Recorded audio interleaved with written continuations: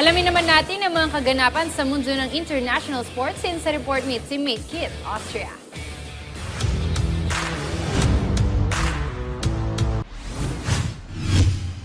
Sa tennis, nasungkit ni third-seeded Amanda Anisimova ang kampyonato sa China Open matapos talunin si Linda Noskova ng Czech Republic sa score na 6-0, 2-6, 6-2 sa finals ng hardcore tournament nitong linggo. Itinuloy ni Anisimova ang kanyang impresibong kampanya matapos patalsikin sa semifinals si Coco Gauff na siyang defending champion ng torneo. Matindi ang panimula ni Anisimova kung saan tinapos niya ang unang set sa loob lamang ng 23 minutes matapos makonvert ang lahat ng tatlong break points. Nakabawi si Noskova sa ikalawang set ngunit muling bumangon si Anisimova at tinapos ang laban sa pamamagitan ng isang backhand winner down the line bago siya bumagsak sa court bilang selebrasyon sa kanyang unang China Open title. Si Anisimova na nagtapos bilang runner-up sa US Open at Wimbledon ngayong taon ay kasalukuyang number 4 sa world rankings. Ito na ang kanyang ikalawang WTA 1000 title sa season matapos pagwagi rin sa Doha noong Pebrero. Sa tagumpay na ito, si Anisimova ang ikatlong Amerikanang manlalaro na nakapag-uwi ng China Open Trophy, kasunod nina Serena Williams at Coco Gauff.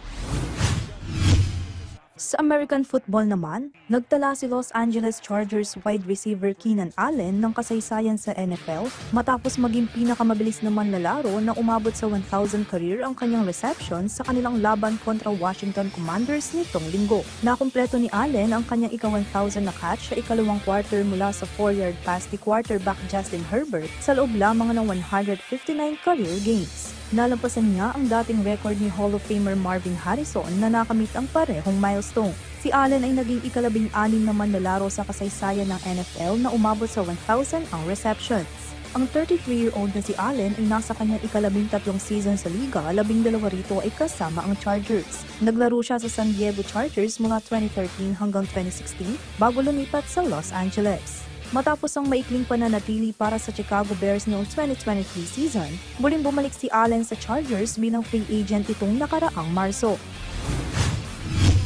Sa motorsports, muling ipinamalas ni George Russell ang kanyang husay matapos dominahin ng Singapore Grand Prix nitong linggo at makuha ang kanyang ikalawang panalo ngayong season. Mula sa pole position na napiling kontrolado ni Russell ang karera para sa Mercedes at tinapos ito sa unahan ni Red Bull's Max Verstappen na nagtapos sa ikalawang pwesto. Nakumpleto naman ni Lando Norris ng McLaren ang podium finish sa ikatlong pwesto. Sa tagumpay na ito, nakamit ng McLaren ang Formula 1 Constructors Championship kahit may 6 na karera pang natitira.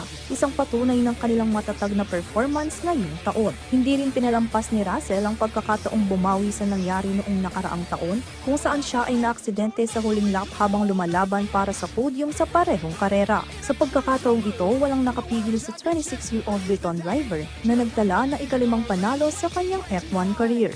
Isang makasaysayang gabi ito para kay Russell na muling nakabalik sa forma matapos ang ilang buwang hamon sa gitna ng matinding kompetisyon sa F1 grid. Kate Austria para sa Pambansang TV sa Pago, Pilipinas.